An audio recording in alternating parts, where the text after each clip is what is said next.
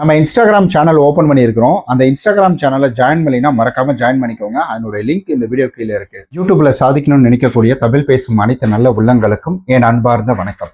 அதாவது இந்த பதிவில் நம்ம பார்க்க போகிறது என்னன்னா, இப்ப சமீப காலமாக ஒரு முக்கியமான விஷயம் பேசும் பொருளாக இருக்கு யூடியூப் ரிலேட்டடா. ஆஸ் அ கண்டென்ட் கிரியேட்டரா ஒவ்வொருத்தரும் இந்த விஷயத்தை தெரிஞ்சுக்க வேண்டியது இருக்குங்க. ஏன்னா இந்த ப்ராப்ளம் ஒரு முறை வந்துடுச்சுன்னா ஒரு சேனலுக்கு மட்டும் பாதிப்பு அப்படின்றது கிடையாது. இதுல லிங்க் செய்திருக்கக்கூடிய அனைத்து சேனல்களுக்கும் பாதிப்பு. இது நீங்க இன்னைக்கு ஓகே போ அப்படின்ற மாதிரி விட்டுறலாம். ஆனா இது ஒரு மெயின் விஷயம் அப்படின்றத நம்ம எப்பவுமே புரிஞ்சுக்கணும். இது முக்கியமான ஒரு பாயிண்ட். அதனாலதான் சொல்றேன், வீடியோ ஸ்கிப் பண்ணாம கடைசி வரைக்கும் பாருங்க. நீங்க நம்ம சேனலுக்கு புதுசாக வந்திருக்கிறீங்க, நம்ம சேனலை சப்ஸ்கிரைப் பண்ணாம பார்த்துட்டு இருக்கீங்கன்னா மறக்காம சப்ஸ்கிரைப் பண்ணிட்டு பாருங்க. அப்படியே கூட இருக்க பெல் பட்டனையும் ப்ரெஸ் பண்ணிக்கோங்க. யூடியூப் ரிலேட்டடாக எக்கச்சக்கமான ப்ராடக்ட் இந்த மாதிரி வாங்கியிருக்கேன். ஸோ இது பாருங்க, மைக்கு இப்போ நான் யூஸ் பண்ணிட்டு இருக்கிறது சேம் மைக் தான். வாய்ஸ் குவாலிட்டி எப்படி இருக்குன்னு பாருங்க. ஒரு யூடியூப்க்கு ரொம்ப ரொம்ப முக்கியம் அதனுடைய வாய்ஸ் குவாலிட்டி தான். கேமரா குவாலிட்டி கூட பெருசாக கண்டுக்க மாட்டாங்க. பட் நம்ம சொல்லக்கூடிய விஷயங்கள் அவங்களுக்கு சரியா போய் சேரணும். அதனால நல்ல மைக் வாங்கி பயன்படுத்திக்கோங்க. அதனுடைய லிங்க் கீழே இருக்கு. எல்லாமே அஃபோர்டபுள் ப்ரைஸ்ல தான் இருக்கும். ஓகே, இப்போ யூடியூப்ல என்ன விஷயம் போயிட்டு இருக்கு அப்படின்னு கேட்டீங்கன்னா, இப்ப சைட்ல ஒரு பிக்சர் வரும் பாருங்க, இதுதான் போயிட்டு இருக்கு. அதாவது யூடியூப் ரிலேட்டடா இது என்ன சொல்றாங்க அப்படின்னு கேட்டீங்கன்னா, சஸ்பெண்ட் டியூ டு சேனல் அப்படின்ற மாதிரி வந்துட்டு சொல்றாங்க. அதாவது suspend due to related channel அப்படின்னு சொல்றாங்க. இந்த இஷ்யூ எதனால வரும் அப்படின்றது கேட்டீங்கன்னா, இது முக்கியமா எதனால வரும் அப்படின்னு கேட்கறதுனால நம்ம சேனலுக்கு சில ஸ்ட்ரைக்ஸ் வந்தா வருங்க.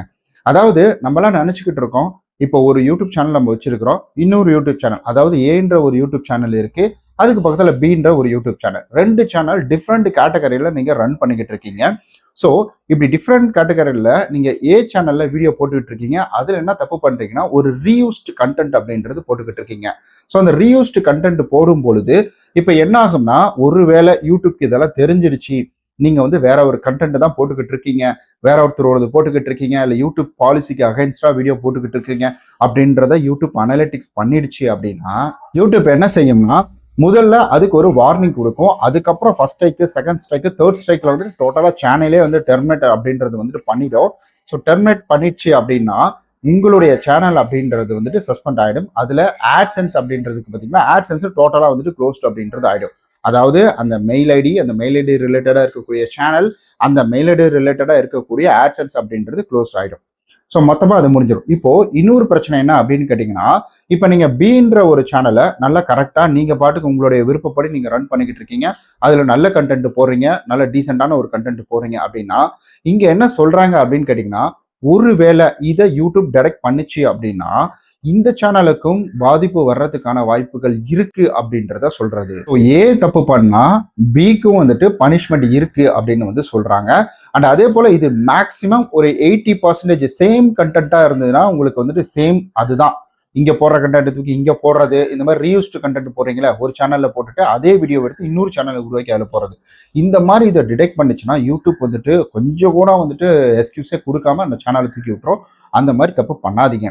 அங்க போடுற வீடியோ இங்க, ஏன்னா யூடியூப் அல்கரிதம் அப்படின்றது ஒன்னா தான் ஃபைண்ட் அவுட் பண்ணும். ஓ இந்த வீடியோவா, அப்படியே இந்த வீடியோக்கு ஆப்போசிட் இவங்க டூப்ளிகேட் வீடியோ போட்டுட்டு இருக்காங்க அப்படின்ற மாதிரி பயன்படுத்தாது. அது என்னன்னா, அது வந்துட்டு டிடெக்ட் ஆகணும், அதாவது ட்ரிகர் ஆகணும்னு சொல்லுவாங்க. அது ட்ரிகர் ஆனா மட்டும் தான் இதுவும் சேர்ந்து பாதிக்கும். அப்படி இல்லைன்னா பெருசா இதுக்கு இம்பாக்ட் அப்படின்றது வராது. ஸோ இப்படிதான் வந்துட்டு. ஆனா ஒருவேளை நீங்க லிங்க் பண்ணிருக்கீங்க, அந்த லிங்க் பண்ணிருக்கிற இடத்துல ஸோ இந்த சேனலுக்கும் லைட்டா ட்ரிகர் ஆச்சு அப்படின்னா, அப்ப இந்த சேனலையும் சொல்லி முடிச்சு விட்டுரும். அதாவது பி சேனலும் முடிஞ்சிடும். அது தப்பு பண்ணாலும் பண்ணாட்டியும் அதுவும் முடிஞ்சிடும். அதுல இன்னும் சேம் ரிலேட்டட்னா அது நீங்க யோசிக்கவே தேவையில்ல, அதையும் சேர்த்து முடிச்சு விட்டுரும். இல்ல வேற ஒரு ரிலேட்டட் வீடியோ போட்டுட்டு இருக்கீங்க, இதுல டோட்டலா டிஃப்ரெண்ட், இது டோட்டலா பகல், இது டோட்டலா ராத்திரி அப்படின்ற மாதிரி நீங்க போடுறீங்கன்னா, ஸோ மேக்சிமம் இதுக்கு ப்ராப்ளம் வர்றதுக்கான வாய்ப்புகள் மிக குறைவு தான். ஆனா சான்சஸ் இருக்குன்னு சொல்றாங்க. இந்த தப்பை நீங்க தொடர்ந்து பண்ணிக்கிட்டே இருந்தீங்கன்னா இங்க வர்ற பாதிப்பு இங்கேயும் வந்துடும் அப்படின்னு வந்துட்டு சொல்றாங்க. இதுல இருந்து நம்ம தெளிவா புரிஞ்சுக்க வேண்டியது என்ன அப்படின்றத நான் கொஞ்சம் சுருக்கமா தெளிவாவே சொல்லிடுறேன். இப்போ நீங்க வீடியோ போட்டுக்கிட்டு இருக்கீங்க, யூடியூப்பை பொறுத்த வரைக்கும் என்னன்னா, ஒரு ஓனர் ஒரே ஒரு கண்டென்ட் ஸோ சூப்பரா போடுறாரு, அது அவ்வளவுதான். அவருடைய வீடியோ அவர் போடுறாரு, அவ்வளவுதான். அப்படிதான் யூடியூப் வந்துட்டு பார்க்கும். அதாவது ஒரிஜினாலிட்டிக்கு தான் யூடியூப் என்ன செய்யும்னா இந்த இடத்துல முக்கியத்துவம் அப்படின்றது கொடுக்கும். முதல்ல லைட்டா பனிஷ்மெண்ட் தான் கொடுத்துக்கிட்டு இருந்தாங்க.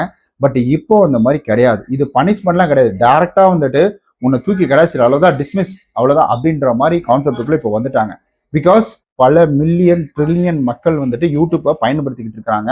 இதுல ஒரு நாளைக்கு எவ்வளவோ விதமான வீடியோஸ் அப்படின்றது மில்லியன் ட்ரில்லியன் கணக்குல வீடியோ அப்லோட் ஆகுதுன்னு சொல்றாங்க. ஸோ இவ்வளோ ப்ராசஸ் அப்படின்றத சும்மா லைட்டாக ஒரு லேப்டாப் வச்சுக்கிட்டோ ஒரு கம்ப்யூட்டர் வச்சுக்கிட்டோலாம் பண்ண முடியாது. பெரிய சிஸ்டம் வேணும், அதுக்கு பெரிய ஊரே. இன்னும் சிம்பிளாக சொல்லணும்னா, ஏதாவது ஒரு ஊர் கிராமம் இருக்குன்னா வச்சுக்கோங்களேன், ஒரு 50 ஏக்கராவில் கிராமம் இருக்குன்னா அந்த 50 ஏக்கராவுக்கு சர்வரை வச்சு மெயின்டைன் பண்ணும். அப்போது அந்த இடத்துல நல்லா தெரிஞ்சுக்கோங்க. இப்போ இந்த மாதிரி பெரிய விஷயங்களை மெயின்டைன் பண்ணிட்டு ஏதாவது ப்ராப்ளம் வர விஷயங்கள் நம்ம உள்ள போடும்பொழுது நாளைக்கு அவங்களுடைய வந்துட்டு வருமானம் அப்படின்றது டோட்டலாக மறுகாயிடும்.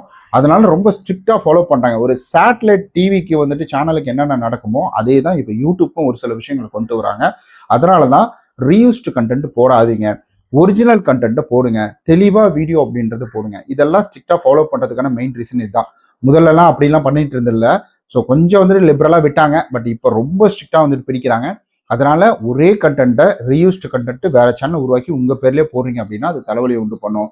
இல்லை வேற பேர்ல போடுறீங்கன்னா கண்டிப்பா வந்துட்டு அது ரீயூஸ்டு கண்டென்ட் அந்த சேனலுக்கு ப்ராப்ளம் அப்படின்றது கொடுத்துரும். நீங்க கொடுத்தாலும் கொடுக்காட்டி அதனுடைய இம்ப்ரெஷன் வந்துட்டு குறைஞ்சிரும்.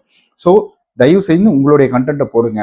அதனால தான் நான் அடிக்கடி சொல்லுவேன், மற்றவங்க வீடியோவுக்கு ரியாக்ஷன் பண்றது, ஸோ இதெல்லாம் பண்ணாதீங்க. நம்ம ஊர் வந்துட்டு சட்டத்திட்டத்தின்படி வந்துட்டு நம்ம ஒருத்தரை பத்தி பேசலாம், பேச்சு உரிமை இருக்கு. அவங்க என்ன சொல்றாங்களோ அதுக்கு மற்றொரு கருத்து அப்படின்றது தெரிவிக்கலாம். ஆனா இது மேக்சிமம் யூடியூப்பை பொறுத்த வரைக்கும் அந்த பர்சன் என்னை பத்தி இந்த மாதிரி பேசியிருக்காங்க பாரு, தப்பா பேசியிருக்காங்க பாரு, என் வீடியோ பயன்படுத்திருக்காங்க பாரு, அவங்க என்னை பத்தி பேசிட்டு போட்ட பிரச்சனை கிடையாது, ஆனா என் வீடியோ பயன்படுத்திருக்காங்க பாரு அப்படின்ற மாதிரி காப்பிரைட் கொடுத்தாங்க அப்படின்னா, ஜஸ்ட் நீங்க சின்ன கிளிப்பை 8 செகண்டுக்கு நீங்க பயன்படுத்தியிருந்தாலும் அந்த கிளிப்புக்கு வந்து காப்பிரைட் கொடுத்தாங்க அப்படின்னா கண்டிப்பாக யூடியூப் அதுக்கான ஆக்ஷன்ஸ் எடுக்கும். ஏன்னா யூடியூப்பை பொறுத்த வரைக்கும் 8 நிமிஷம் நீங்க அந்த வீடியோ வந்துட்டு யூஸ் பண்ணிக்கலாம், நீங்க வந்துட்டு 8 செகண்ட் யூஸ் பண்ணிக்கலாம், இல்லை வந்து 4 செகண்ட் யூஸ் பண்ணிக்கலாம் அப்படின்ற மாதிரி எந்த வித ரூல்ஸும் கிடையாது. யூடியூப்பை பொறுத்த வரைக்கும் அதனுடைய பாலிசியில் இது கிடையவே கிடையாது. ஒரு சிலர் இத்தனை நிமிஷம் யூஸ் பண்ணால் ஒன்றும் வராதுன்னு சொல்கிறாங்க, அது ஃபேர் யூஸ் பாலிசியில் போயிடும்.